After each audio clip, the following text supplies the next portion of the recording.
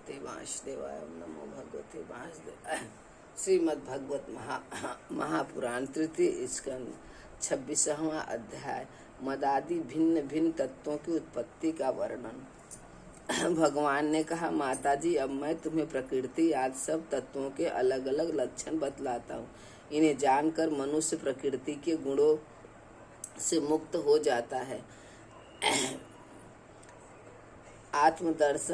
आत्मदर्शन रूप ज्ञान ही पुरुषों के मोक्ष का कारण है और वही उसकी अहंकार रूप हृदय ग्रंथि का छेदन करने वाला है। ऐसा पंडित जन कहते हैं। उस ज्ञान का मैं तुम्हारे आगे वर्णन करता हूँ। यह सारा जगत जिससे व्याप्त होकर प्रकाशित होता है वह आत्मा ही पुरुष है। वह अनादि निर्गुण प्रकृति से परे अंतकरण में स्फूर्ति होने वाला और स्वयं प्रकाश है। उस सर्वव्यापक पुरुष ने अपने पास लीला विलास पूर्वक आई हुई अव्यक्त और त्रिगुणात्मक वैश्वी माया को स्वेच्छा से स्वीकार कर लिया। लीला परायण प्रकृति अपने सत्वादि गुणों द्वारा उन्हीं के अनुरूप प्रजा की सृष्टि करने लगी। यह देख पुरुष ज्ञान को आच्छादित करने वाली उसकी आवारणीय शक्ति से मोहित हो गया, अपने स्वरूप को भूल गया। इस प्रकार अपने से भिन्न प्रकृति को ही अपना स्वरूप समझ लेने से पुरुष प्रकृति के गुणों द्वारा किए जाने वाले कर्मों में अपने को ही कर्ता मानने लगता है। इस कर्तव्याभिमान से ही अकर्ता स्वाधीन साक्षी और आनंद स्वरूप पुरुष को जन्म मृत्यु रूप बंधन एवं परत तंत्रा की प्राप्ति होती है। कार्य रूप शरीर, कारण रूप इंद्रिय तथा कर्ता रूप इंद्राधिष्ठातु देवताओं में पुरुष जो अपने पन का आरोप कर लेता है, उसमें पंडित जन प्रकृति को ही कारण मानते हैं तथा वास्तव में प्रकृति से परे होकर भी जो प्रकृति स्थित हो रहा है उस पुरुष को सुख दुखों के भोगने में कारण मानते हैं। देवहूति ने कहा, पुरुषोत्तम, इस विश्व के स्थूल सूक्ष्म कार्य जिनके स्वरूप है तथा जो इनके कारण है, उन प्रकृति और पुरुष का लक्षण भी आप मुझे कहिए। श्री भगवान ने कहा, जो त्रिगुणात्मक अव्यक्त नित्य और कार्य कारण रूप है तथा स्वयं निर्विशेष होकर भी संपूर्ण विशेष धर्मों का आश्रय है, उस प्रधान नामक तत्व को ही प्रकृति कहते हैं। 5 महाभूत, 5 तन्मात्रा, 4 अंतकरण और 10 इंद्रिय, इन 24 तत्वों के समूह को विद्वान लोग प्रकृति का कार्य मानते हैं। पृथ्वी, जल, तेज, आयु, आकाश, ये 5 महाभूत हैं। गंध, रस, रूप, स्पर्श और शब्द, ये 5 तन्मात्र माने गए हैं। श्रोत्र, त्वचा, चक्षु, रसना, नासिका, वाक, वाणी, पाद, स्पर्श और वायु, ये 10 इंद्रियां हैं। मन, बुद्धि, चित्त और अहंकार, इन 4 के रूप में एक ही अंतःकरण अपनी संकल्प, निश्चय, चिंता और अभिमान रूपा 4 प्रकार की वृत्तियों से लक्षित होता है। इस प्रकार तत्वज्ञानी पुरुषों ने सगुण ब्रह्मा के सन्निवेशन स्थान इन 24 तत्वों की संख्या बतलाई है। इनके सिवा जो काल हैं वह 25वां तत्व है। कुछ लोग काल को पुरुष से भिन्न तत्व न मानकर पुरुष का प्रभाव अर्थात ईश्वर की सहाकारिणी शक्ति बताते हैं, जिससे माया के कार्य रूप देहादि में आत्म तत्व का अभिमान करके अहंकार से मोहित और अपने को कर्ता मानने वाले जीव को निरंतर भय लगा रहता है। मनुपुत्री, जिनकी प्रेरणा से गुणों की साम्यावस्था रूप निर्विशेष प्रकृति में गति उत्पन्न होती है, वास्तव में पुरुष रूप भगवान ही काल कहे जाते हैं।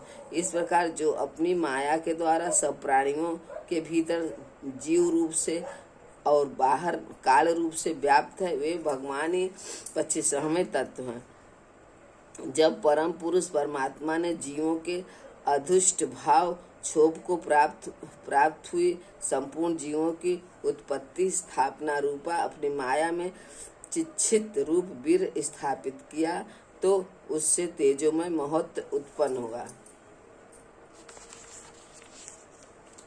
लय विक्षेपादि रहित तथा जगत के अंकुर रूप इस महत्व ने अपने में स्थित विश्व को प्रकट करने के लिए अपने स्वरूप को आच्छादित करने वाले प्रलयकालीन अंधकार को अपने ही तेज से पी लिया।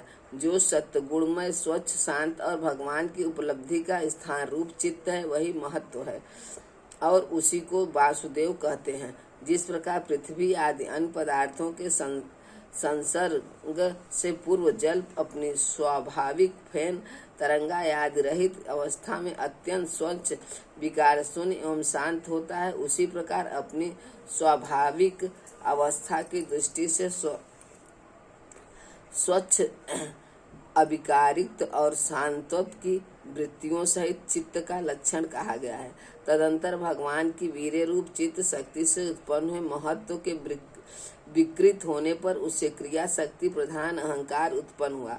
वह वैकारिक तेजस और तामस भेद से 3 प्रकार का है। उसी से क्रमशः मन इंद्रियों और पंच महाभूतों की उत्पत्ति हुई। इस भूत इंद्रियों और मन रूप अहंकार को ही पंडित जन साक्षात संकर्षण नामक सहस्त्र सिर वाले अंतदेव कहते हैं।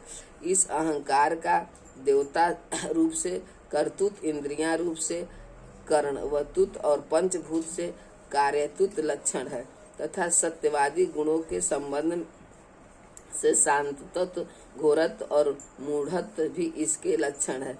उपयुक्त 3 प्रकार के अहंकार से वैकारिक अहंकार के विकृत होने पर उससे मन हुआ, जिससे संकल्प विकल्पों से कामनाओं की उत्पत्ति होती है। यह मनवस्तः ही इंद्रियों के अधिष्ठाता अनिरुद्ध के नाम से प्रसिद्ध है।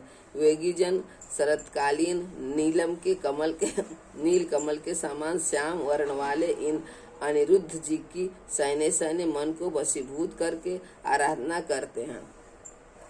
साध्वी फिर तेजस अहंकार में विकार होने पर उससे बुद्धि तत्व उत्पन्न हुआ। वस्तु का स्वरूप विज्ञान और इंद्रियों के व्यापार में सहायक होना, पदार्थों का विशेष ज्ञान करना, ये बुद्धि के कार्य हैं। वृत्तियों के भेद से संयम, विपरण, विपरीत ज्ञान, निश्चय, स्मृति और निद्रा भी बुद्धि के ही लक्षण है।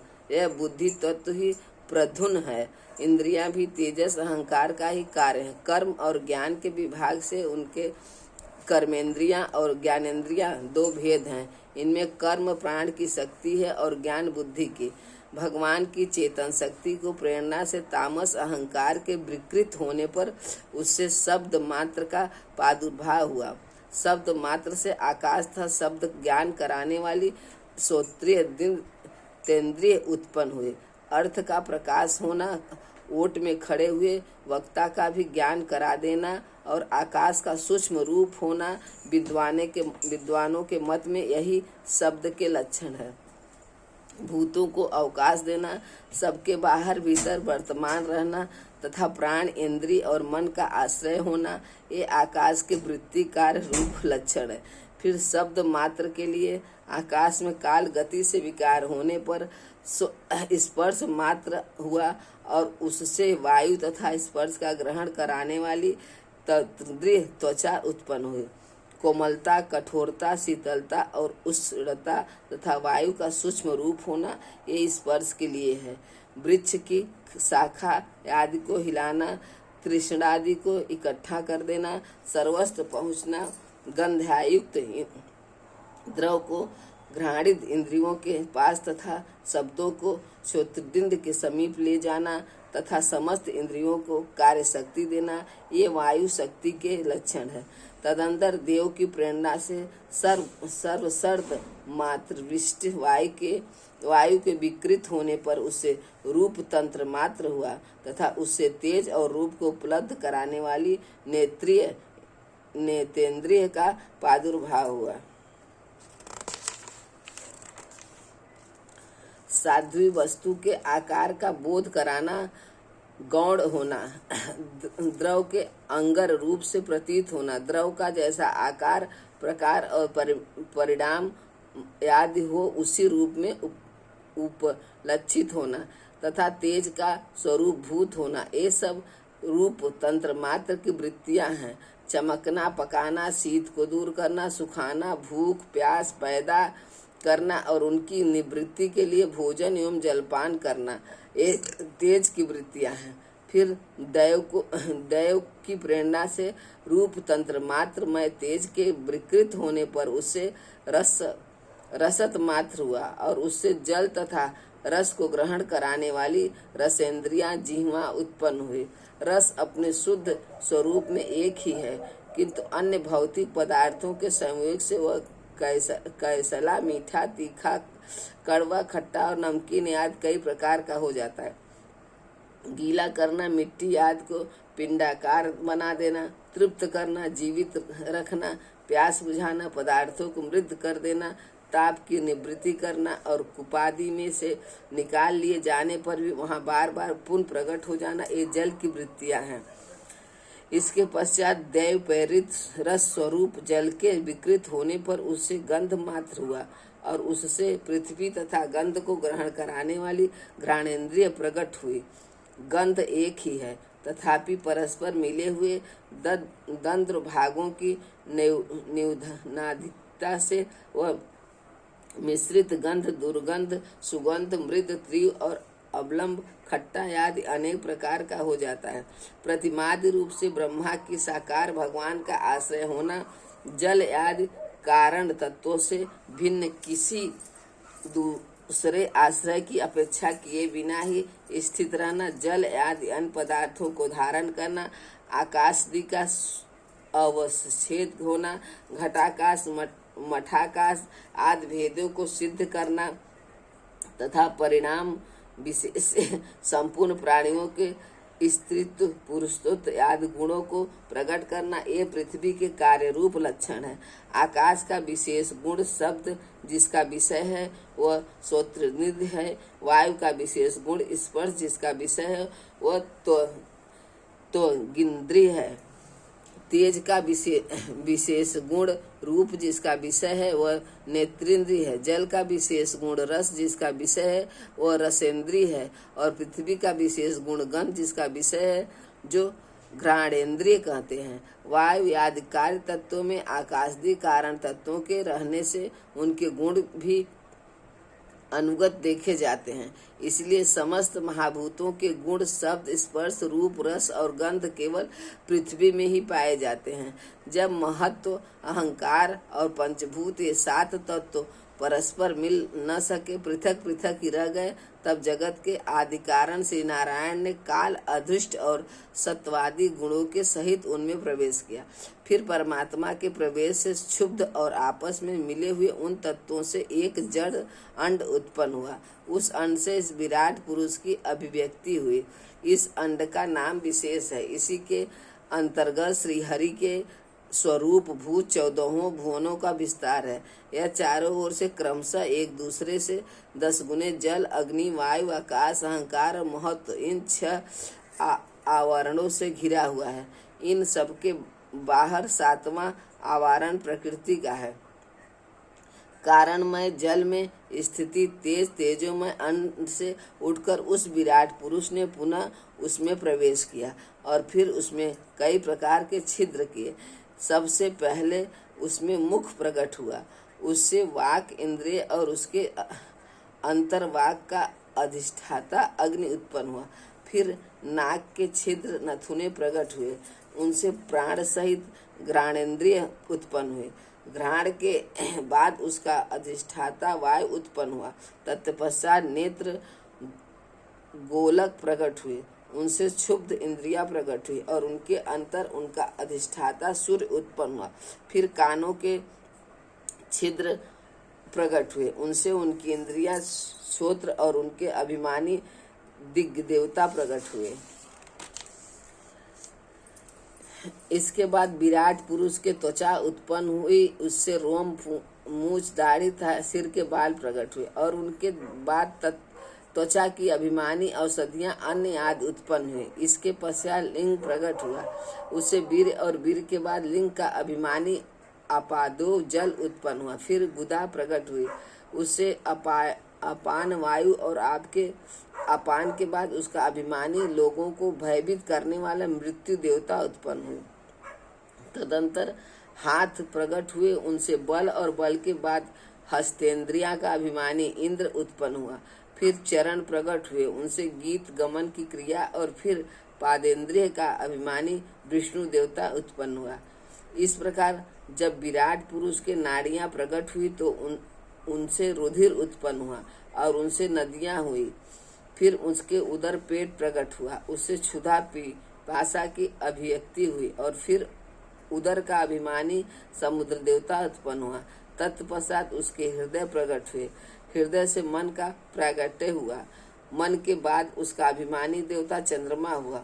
फिर हृदय से ही बुद्धि, और उसके बाद उसका अभिमानी ब्रह्मा हुआ। तत्पश्चात अहंकार, और उसके अंतर उसका अभिमानी रुद्र देवता उत्पन्न हुआ। इसके बाद चित्त, और उसका अभिमानी क्षेत्रज्ञ प्रकट हुआ।